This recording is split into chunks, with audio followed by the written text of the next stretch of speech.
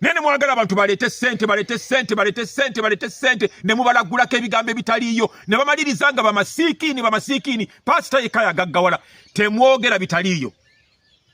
Kamalirize na kino 2019 buli kusaba konna okwaliyo nga 3 abasumba mwalagula abantu bagenda okugula ettaka, abantu bagenda okuva mu bupangisa, ne mulagula abalokole bwe bagenda okugula amamotoka, ne mulagula abalokole bwe bagenda okubeera nga be bananyini makampuni, bwe bagenda okukozesa abantu, ne mulagula abalokole abantu bagenda kubeewunya ku byalo. Mukama atugambye mugenda gaggawala, obwavu bugenze.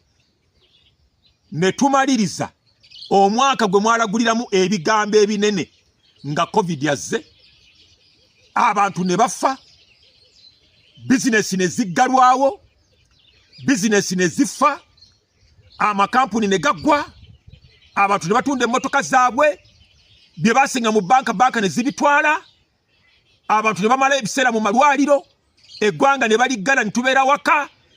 Lwaki mwayogera ebiri opposite oba Katonda yabatuma bye mwogera nga 31 Desemba? Mwalimba eggwanga lyonna, mwalimba ensi yonna ya Uganda.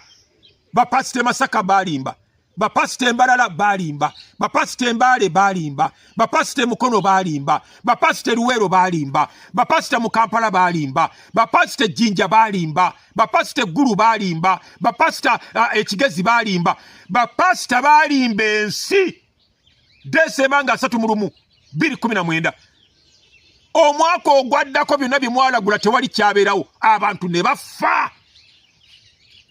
Abali batunda ennyanja, batunda emboga, ababazi, bamakanika, bizinesi zonna ne zifa. Baggalawo obutale, abali basubudde emboga, biringanya, emicungwa, obutunda, byonna ne bivunda. Akatale bakaggadde teri ava waka. Abantu bonna abasula mu night prayer, mu crossover, bonna ne bakola loss. Nga mwabalagula ebigambo ebinene, bagenda kuba mu bupangisa, bizinesi zaabwe zigenda kweyongera, bagenda gejja mu bizinesi, bagenda kutandika okukola amawanga.